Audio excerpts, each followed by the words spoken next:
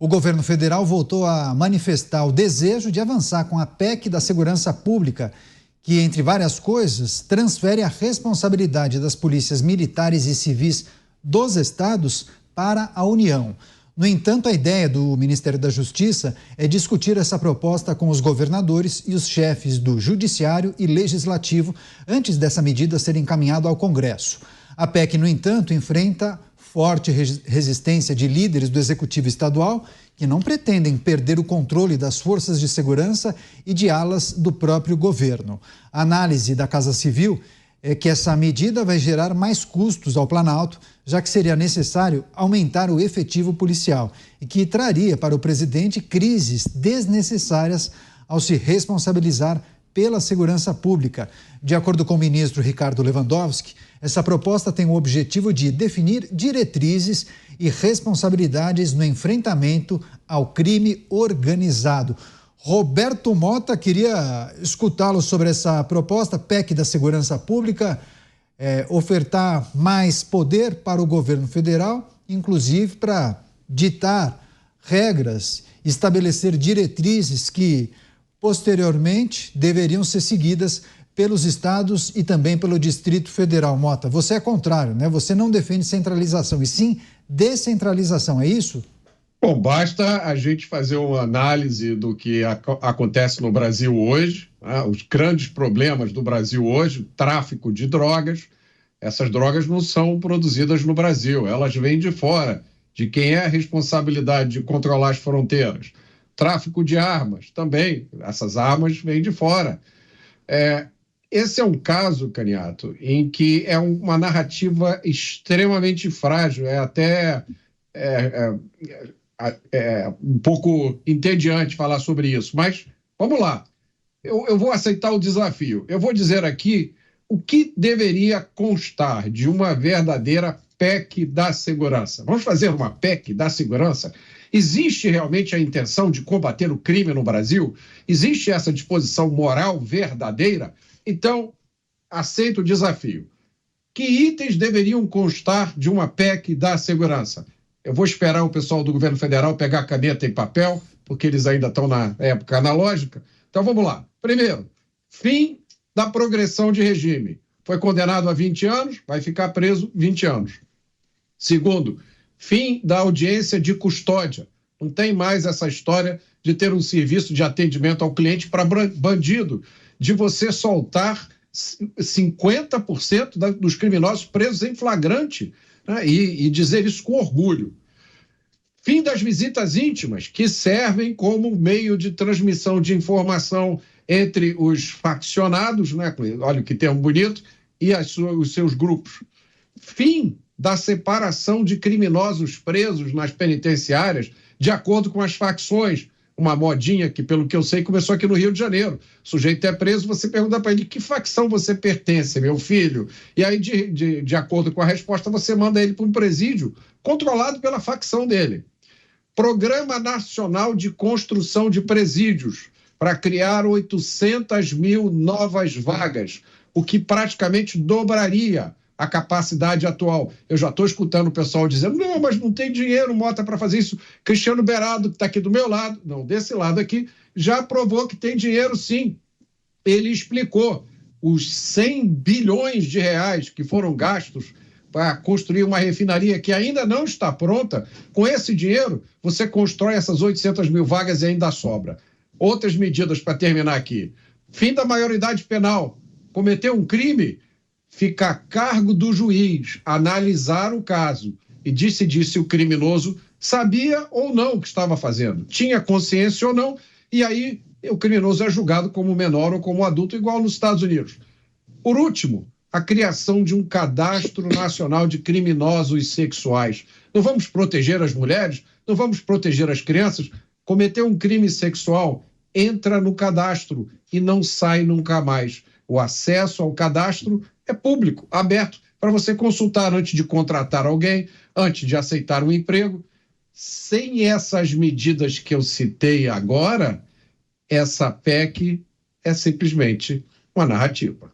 Pois é, o Mota relacionou uma série de itens importantes na avaliação dele. Mota, eu não duvido se muita gente tenha tomado nota desses itens e talvez alguém lá na frente defenda você em algum cargo importante, hein? Pode escrever. Eu já estou no cargo mais importante do Brasil, Caniato, participando aqui dessa bancada. Com certeza, a gente fica muito lisonjeado com isso também. Você, sua vez, Beraldo, o que a gente precisa considerar em relação a esse desejo do governo e quais os itens fundamentais para uma PEC da segurança? Não, se eu não estivesse no ar aqui, eu estava de pé aplaudindo o Mota, porque tem que anotar absolutamente todas essas medidas e colocar num quadro para ficar muito claro que não há a menor perspectiva de se resolver o gravíssimo problema da criminalidade no Brasil, que tomou conta do país inteiro, se essas medidas não forem adotadas.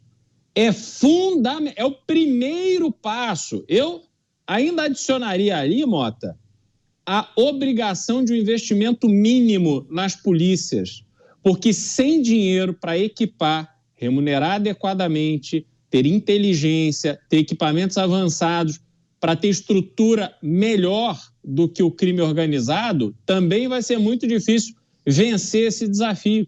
Mas tudo que o Mota falou é fundamental para que a gente possa ter a perspectiva de nos livrarmos dessa pandemia que se abate sobre nós e que nós simplesmente nos acostumamos a conviver com ela. Não dá mais, as pessoas não aguentam mais. Não é normal viver como se vive no Brasil.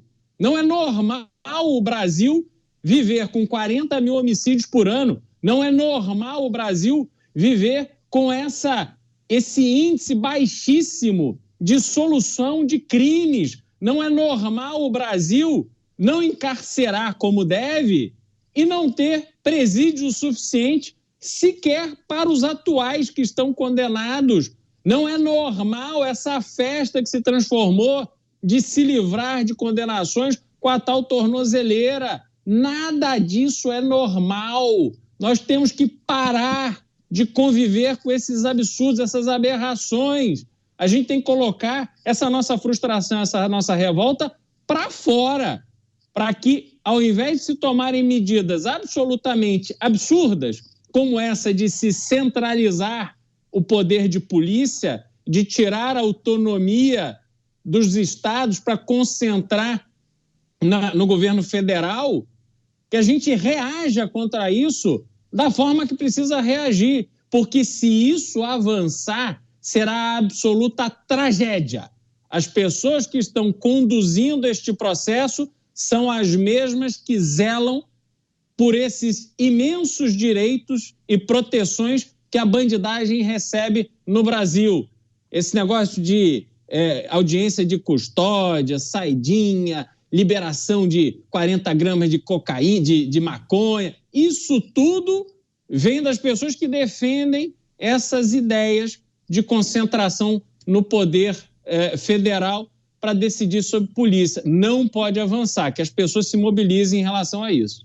Pois é, inclusive eu assisti também o Conexão Mota e o secretário Derrite defendeu durante o programa a necessidade de você respeitar os estados, inclusive a possibilidade de expandir o pacto federativo para a legislação, que eu achei muito interessante e o Mota inclusive questionou. Bom, então seria um modelo similar aos Estados Unidos e o secretário Derrite disse, bom, teríamos inclusive como fazer comparações. Bom, esse estado adotou uma legislação um pouco mais firme, tem dado certo? A gente não tem como comparar, então me parece muito mais adequado você lutar justamente para descentralizar e não centralizar. Você, Dávila, queria também pedir a sua reflexão sobre esse desejo do governo federal. Agora, a produção, Felipe Gustavo, nosso coordenador, enviou uma reportagem do início do ano. Lembra na época da fuga no presídio de Mossoró?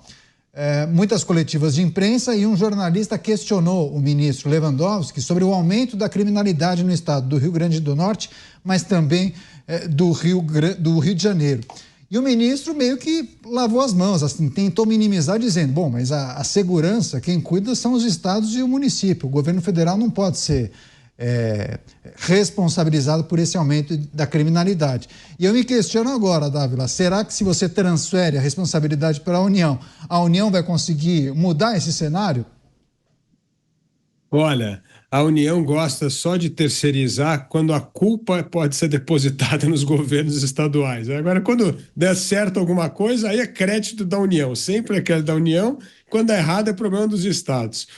Mas, olha, 2 pontos importantes. Primeiro aqui, aplausos mesmo. A PEC do Mota. Vou chamar a PEC do Mota, que é um espetáculo. A gente vai fazer uma arte aqui, viu, Caniato? Vamos. Com a PEC do Mota, para comparar... PEC do Pingos. Não, a PEC, você é o autor da PEC, pô, a PEC do Mota. E aí a gente pode comparar com a PEC da Segurança Pública e você vai ver quanto xizinho nós vamos fazer, que aquela PEC de Segurança Pública é uma coisa absolutamente vazia. E eu faria 2 adendos à PEC do Mota que eu acho importante. Primeiro, nós precisamos ter meta de esclarecimento de homicídio. É preciso as polícias terem meta, porque não é possível. Só aí 1 em cada 3 homicídios são revelados. Isso é um absurdo total. Nós precisamos ter meta para a resolução de homicídio. E a segunda coisa é essa unificação que eu acho importante da inteligência dos bancos de dados para a gente seguir o dinheiro. Receita Federal e COAF precisa estar na leitura aqui da Polícia Estadual de São Paulo para ele poder ver como é que estão as transações financeiras e poder sufocar o crime organizado. Me parece algo muito importante. E isso que você mencionou, Caniato, que foi bem colocado pelo secretário Derrite na Conexão Mota, isso seria o ideal. A descentralização absoluta, inclusive parte da lei penal voltar a ser atributo só dos estados. Por quê?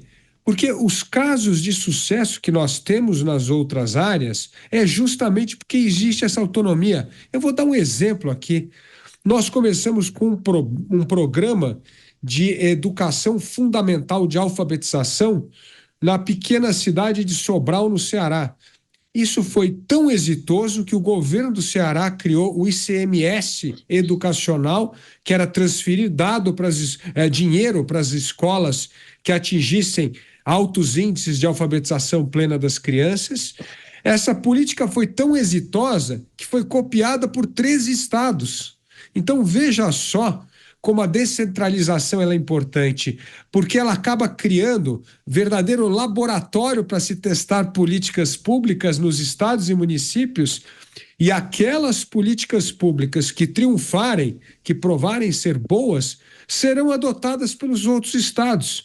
E, em último caso, pode ser até adotada pela União. Por que não? Então, é fundamental essa descentralização do poder.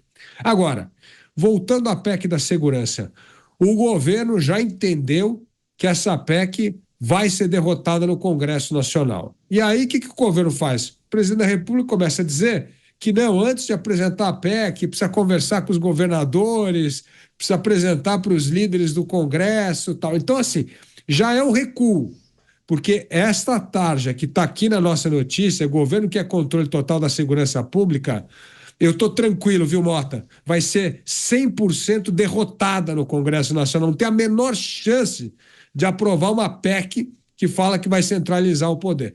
Então, agora sim, ou começa a conversar com os governadores e com as lideranças do Congresso Nacional, e aí a PEC Mota cai como uma luva, porque é uma alternativa a uma atitude centralizadora que não tem nada a ver com a realidade do país, e jamais os governos estaduais vão permitir perder a autonomia sobre as suas polícias.